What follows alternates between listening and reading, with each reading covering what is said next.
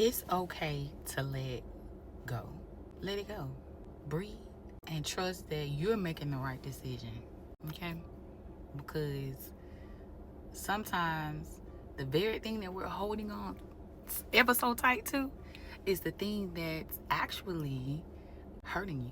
I know my little one had to learn a very valuable lesson today because he had to switch teachers. Yeah, we have 7 days left in school and he had to switch teachers. Let me tell you why. So basically, he was getting bullied by a little boy in his class. The first event happened about 2 or 3 months ago.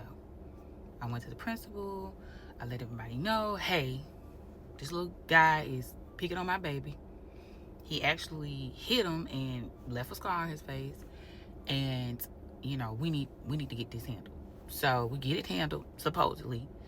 So fast forward to last Friday, same little boy does something to him again to violate his personal space. We'll just say it like that. My son says he tells his teacher, and his teacher tells him, I don't care. Okay? Just to let you know, said violation in real life, if it was an adult, would be something that would cause us to be fired. Okay? If we did this to somebody, we'd be fired. Okay? Oh, anyway, his teacher tells him she doesn't care, and the kid proceeds to bother my child.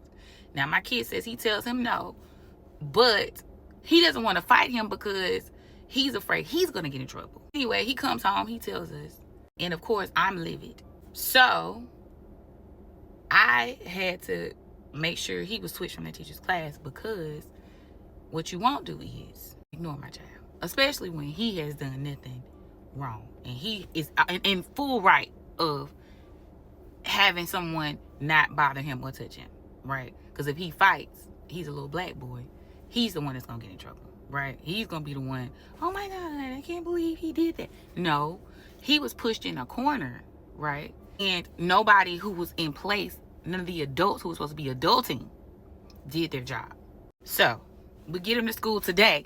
We finally get him in a new teacher's class, right? Because the other one wasn't doing her job. And he is bawling, y'all. I'm talking about crying. He's just so upset because he wants to go back to the very teacher's class who caused him harm. And how many people do this very same thing? We know it's hurting us, right? We keep going back to the food and we know it's hurting us. We keep going back to that man and we know he's hurting us. We keep going back to that job and we know it's hurting us. But why do we go back? Because it is common. It's what we're used to.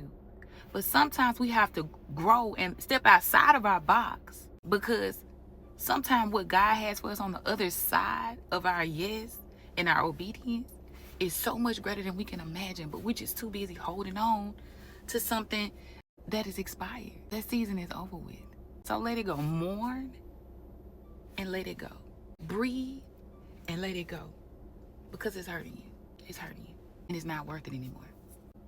It's not.